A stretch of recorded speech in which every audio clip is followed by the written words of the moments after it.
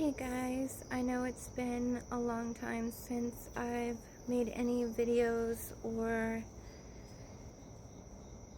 anything or gone live. I'm gonna try to start doing that again, but because of the time of year, I wanted to go ahead and try to get back into it and make this video.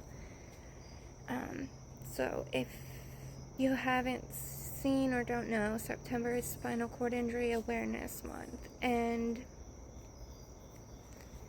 my son, if you didn't know, had a spinal cord injury. It was caused in a car accident. I was driving and I got into a bad accident, and I had all my kids in the back seat. My youngest was 3 months old, and he was unharmed in his infant car seat.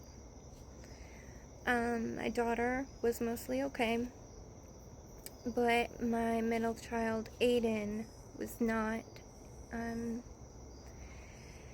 He was dead on scene and had to be resuscitated, and we later found out that he had suffered a C1 to C2 spinal cord injury, which is pretty much right at your brainstem.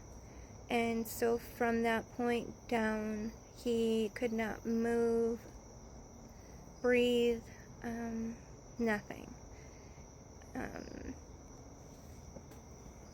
I make this video and I try to advocate for extended rear facing for this exact reason, because just hoping that it could help one person and prevent like one child even from suffering or going through what my son did would be good. So like I said, my 3-month-old was in the car and he was unharmed, and I had just turned Aiden forward facing, and he was about a week shy of 2. And at that time, the law was at 2 you could turn them. So I did turn him a little bit early. When I got into that accident, his neck was slung forward so hard that he had some tendons disattached from his brainstem, and his spinal cord was stretched vertically.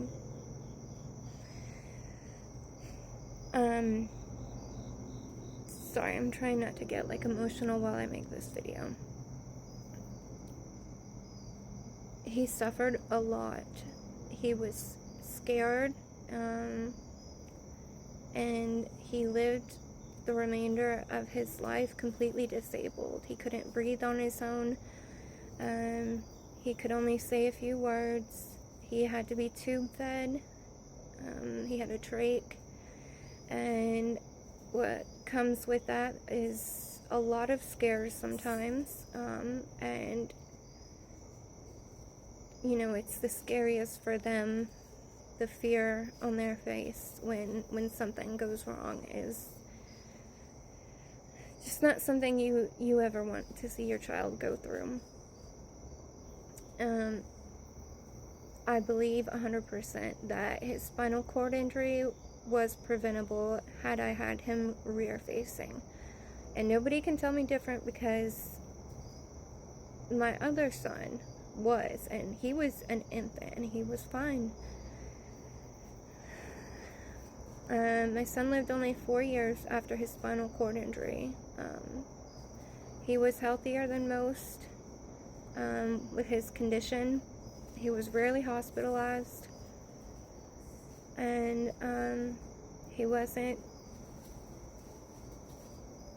Just one night, I put him to bed, I did his routine, and he was perfectly fine. He wasn't sick, and a few hours later I woke up to his pulse ox alarms going off, and so I woke up to him gone.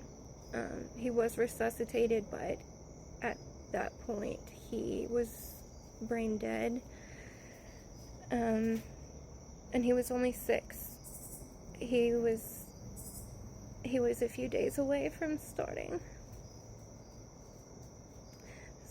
school, and we were so excited about it.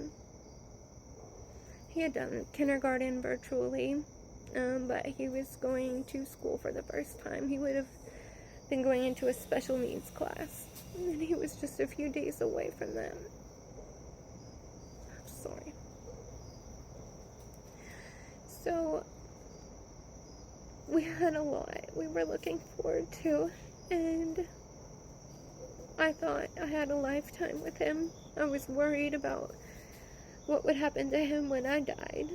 Like, who was going to take care of him? And I didn't expect to be the one burying him. So I make this video urging you to consider extended rear facing.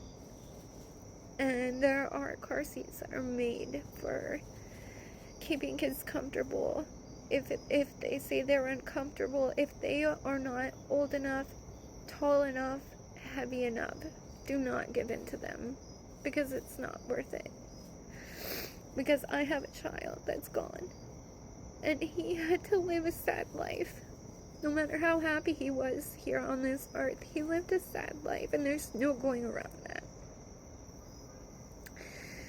So with this month being Spinal Cord Injury Awareness Month, I just want to share that. And this month, if you could just think of all the people who are living with it and who have lost their lives to it, or if you'd like to donate to any type of funding for research or whatever it be. And you can also wear green to support them. So I hope this will be taken into consideration when you put your babies in the car, or your toddlers, or your kids. And I hope that this saves at least one life in the end. I hope it saves many, but at least one. And prevent the tragedy of what my son had to go through. So, I hope y'all have a good night, and sorry this was so long.